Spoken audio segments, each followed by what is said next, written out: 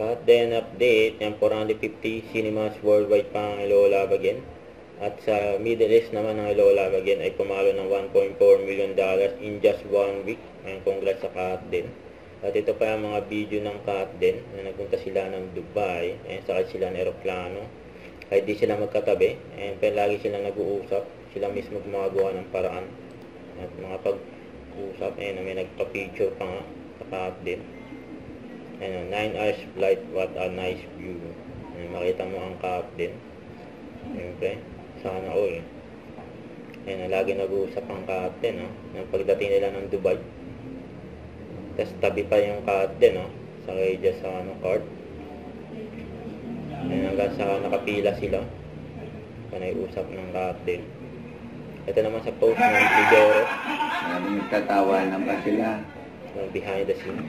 Ang Lola again. Ito, parang kailan lang. Bye-bye pa naman ito, sayang. Bulaga. Ayun. Alright. Actors, everybody, please. Are we complete? Are we? 1, 2, 3, 4, 5, 6, 7, 8. Isa pa. Yun. 9. Halika, anak. Halika. Okay. Oh, kita mga bear dito, no? Ang ganda ng view dyan, no? Yan ang view namin dito. Share it out, guys. Ayan, Cut Den, no? Then sa kapatid. Ayan, napagkaka... Aba, oh yan, dito yan. Kinaya na siya. Ganun man kami kaganda gumawa. Mukhang chroma. Diba?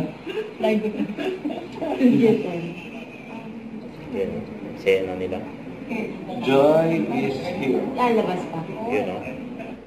Don't forget to subscribe and click the notification bell for my update. And this is Richard Action Vlog. Stay tuned for my update. See ya.